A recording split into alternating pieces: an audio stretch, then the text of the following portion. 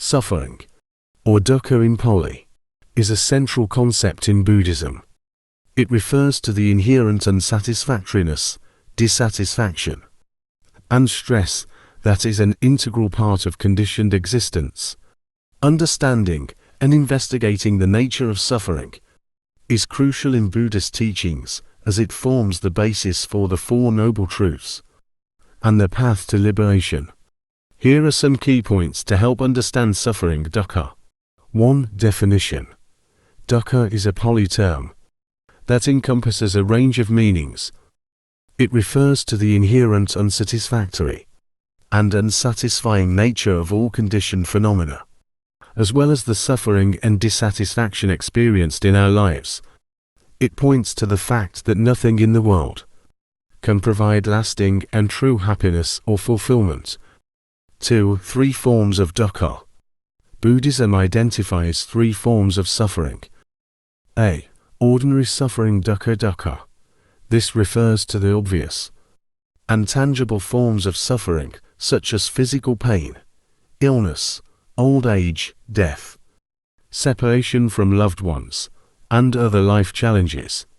It encompasses the common experiences of discomfort, dissatisfaction, and distress that are a part of human existence.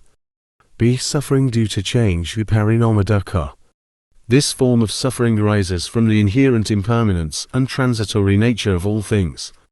It includes the disappointment and unease that come from clinging to and craving for experiences, possessions, relationships, and circumstances that are subject to change. Even pleasurable experiences eventually fade away or become unsatisfying. C. Suffering of conditioned existence. Sankhara dukkha. This form of suffering refers to the underlying unsatisfactoriness and stress that is inherent in conditioned existence itself. It arises from the impermanent, unstable, and insubstantial nature of all phenomena. It includes the fundamental dissatisfaction that arises from the attachment to an illusory sense of self and the constant striving and grasping for external validation, security, and happiness. 3. The First Noble Truth. The Buddha taught that suffering, dukkha, is an inherent part of life. This is known as the First Noble Truth. It acknowledges that birth, aging, illness, death, and the various challenges of life inevitably bring about suffering. Even pleasurable experiences are temporary and cannot provide lasting fulfillment. 4. Causes of suffering. The Buddha identified the root causes of suffering as the 3 poisons or 3 unwholesome roots: greed, lobha, hatred, dosa, and delusion, moha. These mental states give rise to attachment, resistance, and delusion, which perpetuate the cycle of suffering.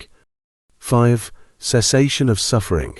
The path to liberation from suffering lies in understanding and uprooting its causes.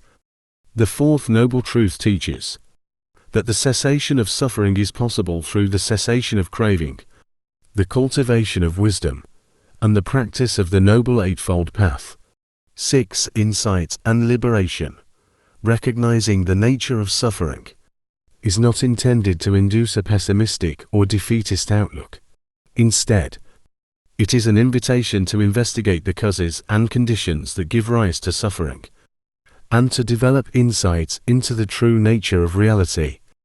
By understanding the impermanent, unsatisfactory, and selfless nature of all phenomena, one can cultivate wisdom, develop non-attachment, and attain liberation from suffering. 7. Transforming suffering. Buddhism offers various practices and teachings to transform suffering, including mindfulness, compassion, ethical conduct, meditation, and the cultivation of wisdom. By developing these qualities, one can cultivate inner peace, alleviate suffering, and contribute to the well-being of oneself and others. In summary, suffering dukkha is a central concept in Buddhism that refers to the inherent unsatisfactoriness, dissatisfaction, and stress that is an integral part of conditioned existence. It encompasses both the obvious forms of suffering, such as physical pain and emotional distress, as well as the underlying dissatisfaction and stress that arise from attachment, impermanence, and the illusion of a separate self. The Buddha identified the causes of suffering as craving, aversion, and ignorance, and taught that the cessation of suffering is possible through the cultivation of wisdom, the cessation of craving, and the practice of the Noble Eightfold Path. Understanding and investigating the nature of suffering is crucial in Buddhism because it serves as a starting point for developing insight, compassion, and the aspiration for liberation. By recognizing the pervasive nature of suffering and its causes, individuals can embark on a path of transformation and liberation.